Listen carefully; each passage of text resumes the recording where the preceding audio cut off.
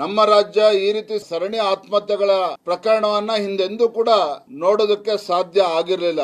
ಆದ್ರೆ ಕಾಂಗ್ರೆಸ್ ಸರ್ಕಾರ ಬಂದ ಮೇಲೆ ಕಳೆದ 2 ವರ್ಷದಲ್ಲಿ ಸಿದ್ದರಾಮಯ್ಯನವರ ರಾಜ್ಯದ ಮುಖ್ಯಮಂತ್ರಿಗಳು ಆದ ನಂತರದಲ್ಲಿ ಸರಣಿ ಆತ್ಮಹತ್ಯೆ ಪ್ರಕರಣಗಳು ನಾವು ನೋಡೋದಕ್ಕೆ ಸಿಕ್ಕಿದೆ. ಒಂದೇ ಮಾತಿನಲ್ಲಿ ಹೇಳೋದಾದ್ರೆ ರಾಜ್ಯ ಸರ್ಕಾರ ಆತ್ಮಹತ್ಯೆ ಭಾಗ್ಯವನ್ನ ಕರ್ನಾಟಕ ರಾಜ್ಯಕ್ಕೆ ದಯಪಾಲಿಸಿದೆ ಅನ್ನೋದನ್ನ ಈ ಸಂದರ್ಭದಲ್ಲಿ ಹೇಳೋದಕ್ಕೆ ಇಚ್ಛೆ ಪಡ್ತೇನೆ.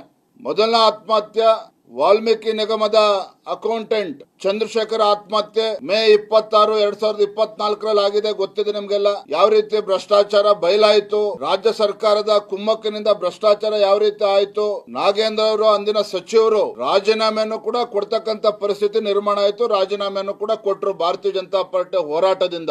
ನವೆಂಬರ್ 4, 2024 ರುದ್ರಣ್ಣ ಎಡವಣ್ಣನವರ್ ಏನು ಲಕ್ಷ್ಮೀ ಹೆಬ್ಬಾಳ್ಕರ್ ಅವರ ಪರ್ಸನಲ್ ಸೆಕ್ರೆಟರಿ ಹೆಸರನ್ನ ಬರೆದಿಟ್ಟು ಬೆಳಗಾವಿ ಜಿಲ್ಲೆನಲ್ಲಿ ರುದ್ರಣ್ಣ ಎಡವಣ್ಣನವರ್ ಆತ್ಮಹತ್ಯೆ ಮಾಡ್ಕೊಂಡಿರ್ತಕ್ಕಂಥ ನಿಮ್ಗೆಲ್ಲ ಗೊತ್ತೇ ಇದೆ. ತದನಂತರದಲ್ಲಿ ರಾಜ್ಯ ಸರ್ಕಾರ ಹೆಂಗ್ ನಡ್ಕೊಳ್ತು, ಪೊಲೀಸ್ ಇಲಾಖೆ ಯಾವ ರೀತಿ ತನಿಖೆ ನಡೆಸ್ತಾ ಇದೆ, ಇದೆಲ್ಲವೂ ಕೂಡ ತಾವು ನೋಡಿದಿರಿ. ಮೂರನೇ ಪ್ರಕರಣ ದಾವಣಗೆರೆನಲ್ಲಿ ಪೇಮೆಂಟ್ ಸಿಗದೇನೆ ವಿಲಿ ಒದ್ದಾಡ್ತಾ ಇದ್ದಂತ ಒಬ್ಬ ಕಾಂಟ್ರಾಕ್ಟರ್ ಕೂಡ ಲೋಕಸಭಾ ಚುನಾವಣೆ ಸಂದರ್ಭದಲ್ಲಿ ಆತ್ಮಹತ್ಯೆ ಮಾಡಿಕೊಂಡಿದ್ದಾರೆ.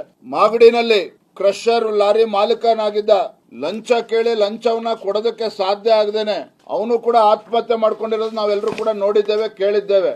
ಯಾದಗಿರಿ ಪೊಲೀಸ್ ಠಾಣೆ ಪರಶುರಾಮ್ ಸಬ್ ಇನ್ಸ್ಪೆಕ್ಟರ್ ಸ್ಥಳೀಯ ಶಾಸಕರ ಪುತ್ರನ ಒತ್ತಡವನ್ನ ಹಿಂಸೆನ ತಡಿಲಾರ್ದೇನೆ ಆತ್ಮಹತ್ಯೆ ಮಾಡ್ಕೊಂಡಿದ್ದಾರೆ. ಈಗ ಮತ್ತೊಂದು ಪ್ರಕರಣ ಬೆಳಕಿಗೆ ಬಂದಿದೆ. ಮೊನ್ನೆ ದಿನ 27ನೇ ತಾರೀಕು ಬೀದರ್ ಜಿಲ್ಲೆಯ ಬಾಲ್ಕಿ ತಾಲೂಕಿನ ಗುತ್ತಿಗೆದಾರ ಆಗಿರ್ತಕ್ಕಂಥ ಸಚಿನ್ ಪಾಂಚಾಲ್ ಆತ್ಮಹತ್ಯೆ ಮಾಡ್ಕೊಂಡಿರ್ತಕ್ಕಂಥ ಪ್ರಕರಣ ಈಗಾಗಲೇ ದೇಶಾದ್ಯಂತ ಸುದ್ದಿ ಆಗಿದೆ. ಕಿರುಕುಳವನ್ನ ತಡಿಲಾರದೆ ಆತ್ಮಹತ್ಯೆ ಮಾಡ್ಕೊಂಡಿದ್ದಾನೆ ಅನ್ನೋದನ್ನ ಸಂಪೂರ್ಣವಾಗಿ ಡೆತ್ ನೋಟ್ ಅಲ್ಲಿ ಎಳೆ ಎಳೆಯಾಗಿ ಬಿಚ್ಚಿಟ್ಟಿದ್ದಾನೆ.